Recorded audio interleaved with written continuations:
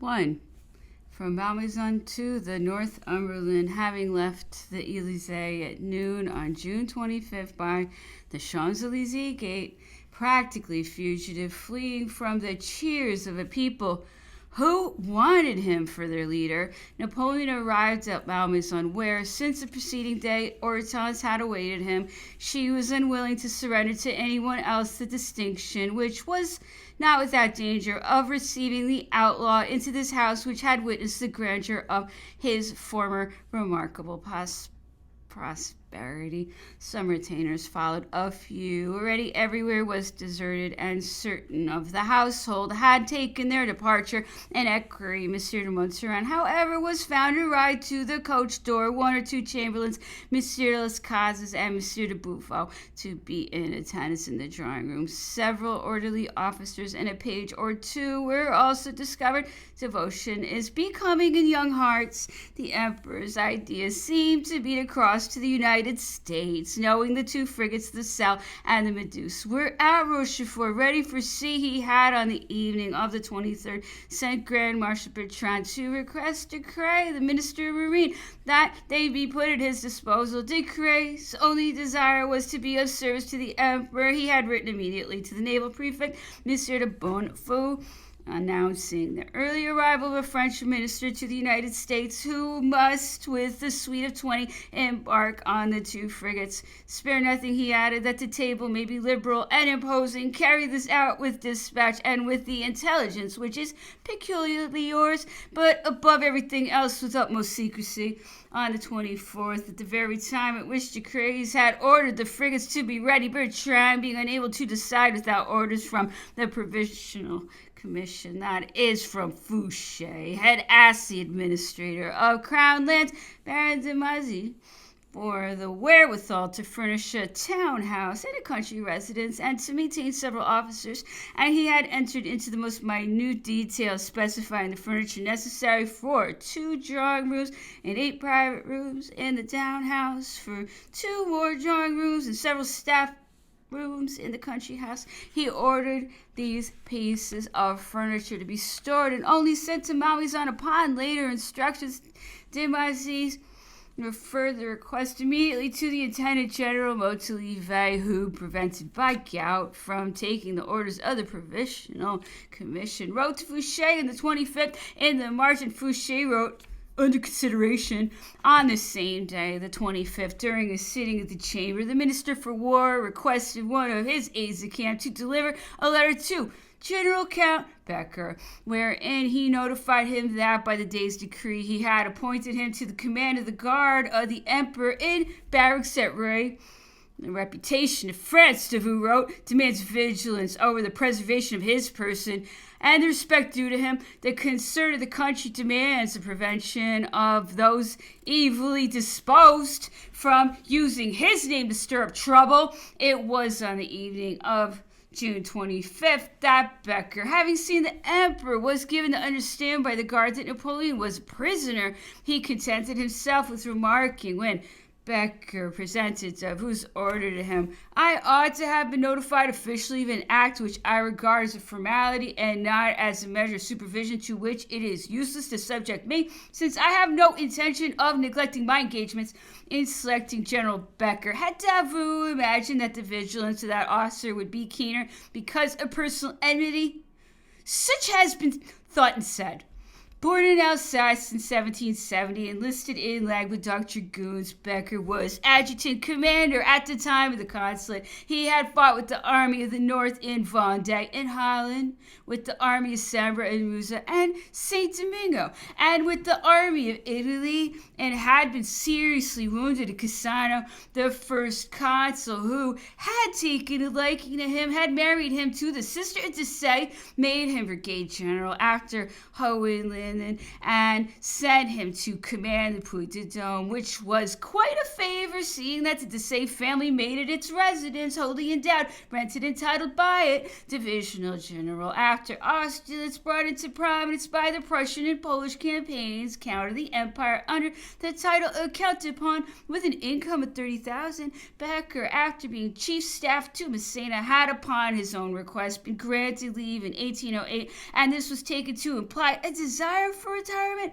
He had protested against the decision and had begged to be recalled to duty, as the result of which the emperor again gave him a command. But after the Battle of Essling, which won for him the Medal of Grand Officer, he had begged to retire to Puy de Dome. The emperor granted him permission, but remained him on the active list. When not engaged with the armies, Becker was utilized in the interior to see that the conscription laws were put into execution to defend Belle-Île-en-Mer, threatened by an English attack, and finally in 1814 to command the 7th and the 9th military divisions, having received from the Bourbons only the Cross of St. Louis. He did not appear to be attached to them by any tie, and when elected by the Department of Puy de Dome as one of its deputies in the chamber, he presented it to the emperor, the deputation of the Electoral College, and did so in terms of inviolable fidelity. Since June 20th, however, he had been the recipient of various promotions,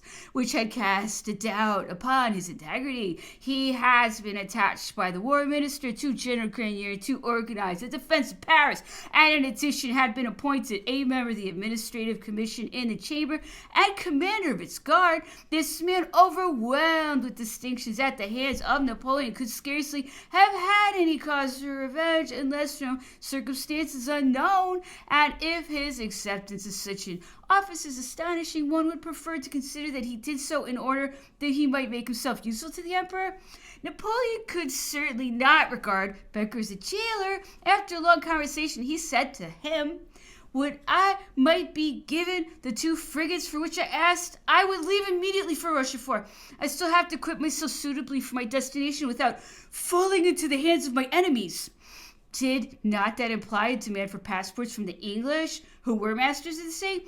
Did Fouché, in addressing himself to this end to Wellington and Castlereagh, at the same time intend, as it was said, to warn the English and to put them on guard against the departure of the emperor, or merely to carry out the wishes of Napoleon? Napoleon had for a very long time, almost from his infancy, entertained illusions concerning the generosity of the English people, one experience of which had not been sufficient to cure him, and in which, moreover, he was not the only member of his family involved. On June 25th, his brother Lucien left for Boulogne, whence he should have crossed to England, and this was in the premeditated plan of seeking their passports for himself and for all his relations. It is true that at Boulogne, having chatted for an hour with Count Otto, who had left Paris on the 24th upon orders given the day before by the provisional government, he had not been able to obtain the least authorization to cross to England and return.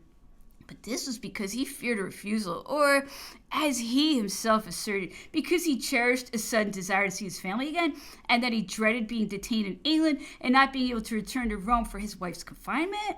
One can believe well of a man who has sacrificed everything for his wife, but nothing is more likely than that Lucien, so far as one knows, was more than probably correct concerning all the hindrances, thanks to powerful friends he had made in England. But there is definitely no evidence of his having come to Malmaison any more than there is of his brother Jerome. Joseph did not leave, and he henceforth assumed control of the family. Now Joseph was determined to cross to the United States, as were Madame and Fesch. The whole family must be reunited there. The emperor, therefore, had to be consulted concerning the demand for passports in his name, and he confidently approved the government taking steps to this effect. But should he await the result in the neighborhood of Paris or at the port of departure itself? Since the emperor had appointed him to the Ministry of War, Davout had repeatedly extolled rigorous ruthless methods. And without opposition from Napoleon, he might have converted the government to revolutionary ways, which perhaps might have spelled salvation, at least might not the traitors who had just given up the army in France to the enemy have been intimidated. But at the moment, Davout was wrongly upbraiding Napoleon for his opposition, and doubtless the emperor might have been more generous and better disposed if Davout had shown less haste in ridding himself of the emperor. This haste betrayed a coarse irritation of which several general officers of his staff got the benefit.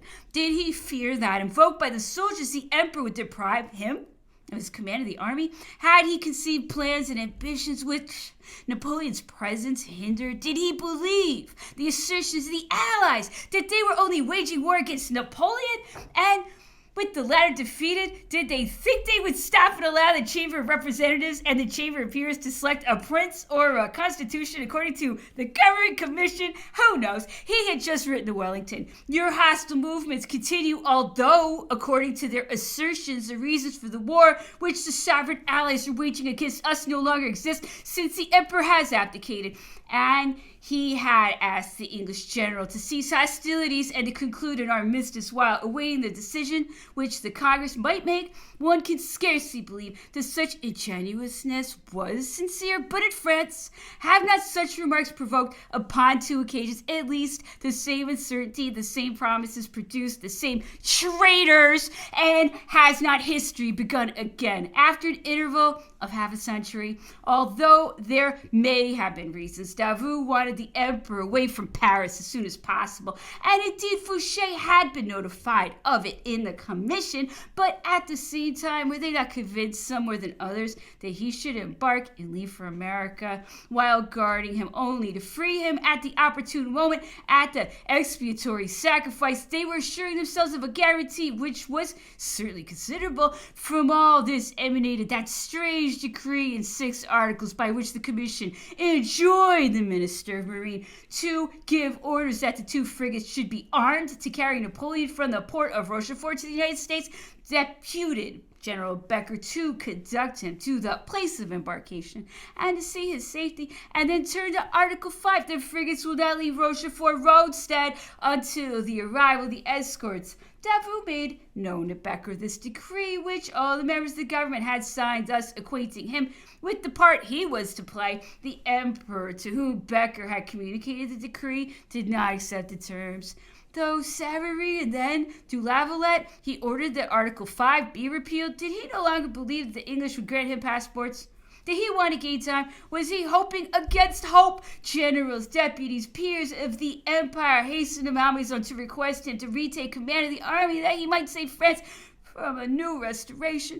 In Paris, the working classes and the soldiers became threatening, calling upon the emperor, and the rumor of it may have reached his ears. Who knows? On the resistance put up by the emperor seemed to take effect on the morning of the 27th. Fouché wrote to Decree, "As to the clause of Article 5 of yesterday's decree related to escorts, the commission authorizes you to regard it as void. All the other orders hold good." He added, "It is important that the emperor should leave incognito."